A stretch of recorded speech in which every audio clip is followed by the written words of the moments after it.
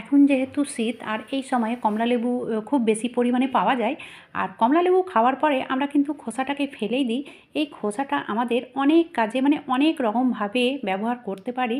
তার থেকে ২ রকম আমি তোমাদের সঙ্গে শেয়ার করব। তো সর্বপ্রথমে তো এই কমলালেবুটাকে যেভাবে আমরা ছিলে নিই সেভাবে ছিলে নেব। কিন্তু ব্যাপার হচ্ছে আমার লাগবে কমলালেবুর ওপরের অংশটা, মানে এই যে সাদা, সাদা রয়েছে কমলালেবুর খোসার মধ্যে, তো কিভাবে এটাকে ছিলে এই সাদা অংশটা উঠবে না, তো সেটাও আমি তোমাদের সঙ্গে শেয়ার করব। তোমরা স্কিপ না করে পুরো ভিডিওটা দেখতে থাকো। তো আমি নিয়েছি এখানে একটা কমলালেবু, আর এটাকে কিভাবে ছিলবো, তো এই দেখো ছুরি দিয়ে এইভাবে ওপর অংশটা এমনভাবে ছিলবো যেন সাদা অংশটা না আসে। তো সাদা অংশটা যদি না আসে তাহলে মানে সবথেকে ভালো হবে আর কি। তো যাই হোক এইভাবে এটাকে ছিলে নিতে হবে। আর তোমরা যদি মনে করো যে এটাকে গ্রেট করে নেব তো সেটাও করতে পারো, কিন্তু আমার মতে গ্রেট করাটা খুব একটা মানে ভালো হয় না, বা খুব সহজে গ্রেট করা হয় না। তো যাই হোক যদি গ্রেট করতে পারো এই গোটা কমলা লেবুর ওপরের এই খোসাটা, তো করে নিতে পারো। আর এইভাবে যদি ছুরি দিয়ে ছিলে নিতে পারো তাহলে সবথেকে বেশি ভালো হয়। তো যাই হোক যদি পুরোটা ছিলে নাও তাহলে ওপর থেকে ছুরি বা চামচ দিয়ে মানে সাদা অংশটা ছাড়িয়ে নিতে হবে।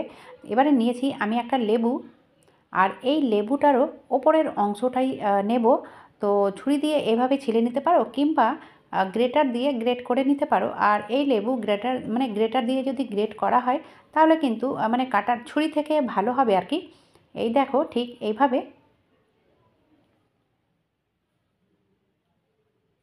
তো এইভাবে লেবুটাকেও গ্রেট করে নিতে পারো। আর কমলা লেবুর সঙ্গে এই যদি লেবুর খোসাটা দেওয়া হয় তাহলে আরও বেশি ভালো হবে, কিংবা শুধু কমলা লেবুর খোসা দিয়েই করতে পারো, কোনো সমস্যা নেই। আর যদি একাট্টু এই লেবুর খোসাটাও দিতে পারো তাহলে আরও বেশি ভালো হবে। তারপরে দেখো এই খোসাগুলোকে এই কাঁচির সাহায্যে ছোট ছোট করে কেটে নিলাম। কেটে নিলে হবে কি যে ব্লেন্ড করাটা ভালো হবে, ওই জন্য কেটে নিলাম। করে নিলাম ব্লেন্ড। এবারে এটা বার করে নেব। তারপরে দেখো এতে কি কি দেব। তো আমি নিয়েছি ফ্রেশ অ্যালোভেরা। তো অ্যালোভেরা জেল যদি থাকে তাহলে সেটাই দেবে, কোনো সমস্যা নেই, সেটাও খুব ভালো হবে আর এটাও ভালো হবে। যদি অ্যালোভেরা জেল না থাকে কিংবা বাড়িতে যদি এই ফ্রেশ অ্যালোভেরা থাকে তাহলে এটাই দেবে। আমি 2 চামচ সেই কমলালেবু যেটা মানে ব্লেন্ড করেছিলাম সেটা এখানে নিয়েছি, আর 2 চামচ মতো দিয়ে দেব এই অ্যালোভেরা জেল। তো এইভাবে চামচের সাহায্যে খুব সহজে এই জেলটা বেরিয়ে চলে আসে। তারপরে এতে মানে কী কী দেবো তোমরা দেখতে থাকো, আর সেটার জন্য এক্সট্রা করে বাজার যাওয়ার কোনো প্রয়োজন নেই। মানে যে জিনিসগুলো আমি ব্যবহার করব সেই জিনিসগুলো প্রত্যেক মহিলাদের কাছেই থাকে। তো যাই হোক এই জেলটা আমি 2 চামচ বার করে দিয়ে দিলাম। এবারে চলো এতে দিয়ে দেব 1 থেকে 1.5 চামচ মতো নারকেল তেল।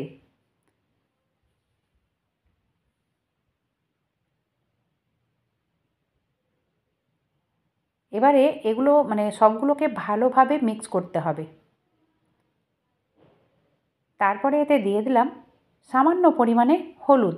তো আমি যেহেতু রান্নার হলুদটা ব্যবহার করেছি, তোমাদের কাছে যদি কাঁচা হলুদ থাকে তাহলে এটা যে ব্লেন্ড করলাম, ব্লেন্ড করার সময় সেই কাঁচা হলুদটাও একসঙ্গে বেটে নিলেই হবে। তো যাই হোক কোনো সমস্যা নেই, যদি কাঁচা হলুদ না থাকে এই হলুদ দিলেও চলবে। এবারে এটাকে ছেঁকে নেব। মানে যদি পাতলা কাপড় থাকে তাহলে পাতলা কাপড়ে দিয়ে এটাকে করে নিতে হবে। তো আমার মতে এই ছাকনা দিয়েই কিন্তু ভালো হয়।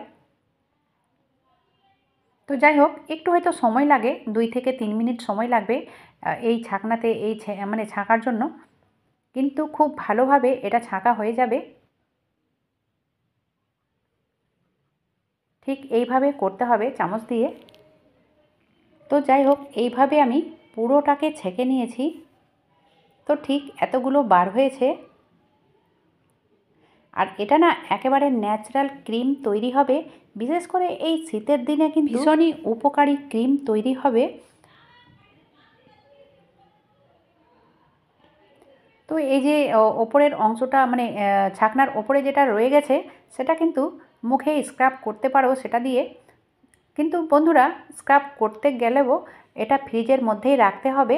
মানে বাইরে রাখলে কিন্তু গন্ধ হয়ে যাবে। এবারে দেখো এটাকে ভালোভাবে মিশিয়ে নিলাম, আর মেশানোর প্রয়োজন নেই, তবুও ভালোভাবে মিশিয়ে নিলাম। এবারে যেটা করতে হবে সেটা হচ্ছে এটা রাখার একটা ব্যাপার থাকে। তো এটা আমরা ফ্রিজে মোটামুটি 10 থেকে 12 দিন রাখতে পারি। আর এটা কিভাবে ব্যবহার করব সেটাও আমি তোমাদের সঙ্গে শেয়ার করব। আর যদি ফ্রিজের বাইরে রাখা হয় তাহলে কিন্তু 2 দিন থেকে বেশি ভালো থাকে না।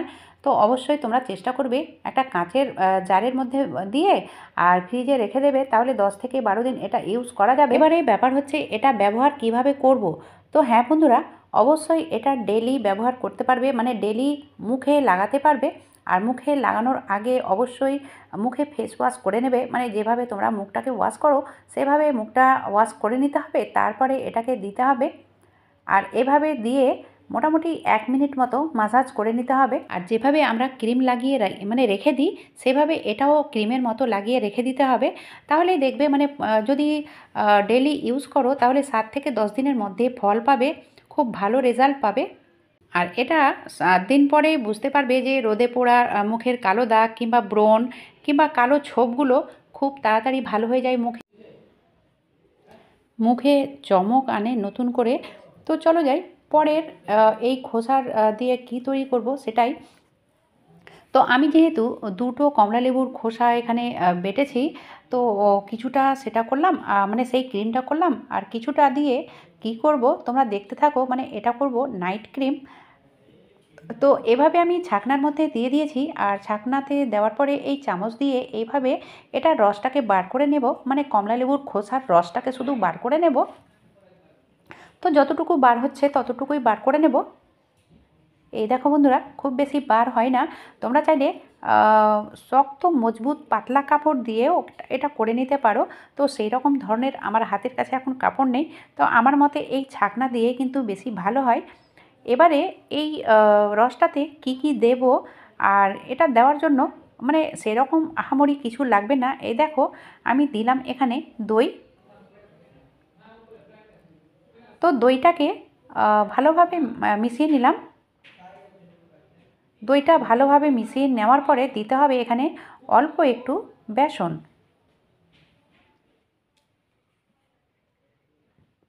তো মোটামুটি মানে 1 চামচ এই রসের জন্য হাফ চামচ দিলাম দই, আর হাফ চামচ থেকেও একটুখানি কম দিয়েছি বেসন। এবারে এটাকে ভালোভাবে মিশিয়ে নিলাম। মেশানোর পরে এই ক্রিমটা কিন্তু রেডি হয়ে গেছে। আর এই ক্রিমটা আমরা যখনই ব্যবহার করব তখনই এই দই আর বেসনটা দেব। আর বাকি যে রসটা থাকবে সেটা আমরা একটা মানে কাঁচের বয়ামে ভরে রাখবো ফ্রিজে, তাহলে কিন্তু সেটা ভালো থাকবে মোটামুটি 10 থেকে 12 দিন। রাত্রেবেলায় ঘুমানোর আগে মুখটাকে প্রথমে ভালোভাবে ওয়াশ করে নিতে হবে, তারপরে এই ক্রিমটাকে দিয়ে রেখে দিতে হবে, তারপরে সকালে নর্মাল জল দিয়ে ধুয়ে নিতে হবে। আর হ্যাঁ বন্ধুরা, এটা একদিন করে ছেড়ে দিলে হবে না। যদি ভালো ফল পেতে চাও তাহলে এটা ডেলি ইউজ করতে হবে, তাহলেই কিন্তু ভালো ফল পাবে। তো আজকের ভিডিওটা যদি তোমাদের ভালো লেগে থাকে তাহলে অবশ্যই একটা লাইক করো। আর যারা এখন পর্যন্ত সাবস্ক্রাইব করোনি, সাবস্ক্রাইব করে পাশের বেল আইকনটাকেও প্রেস করে দিও, তাহলে নিত্য নতুন ভিডিওর নোটিফিকেশান সবার থেকে আগে পেয়ে যাবে। আজকের মতো এখানেই শেষ করলাম।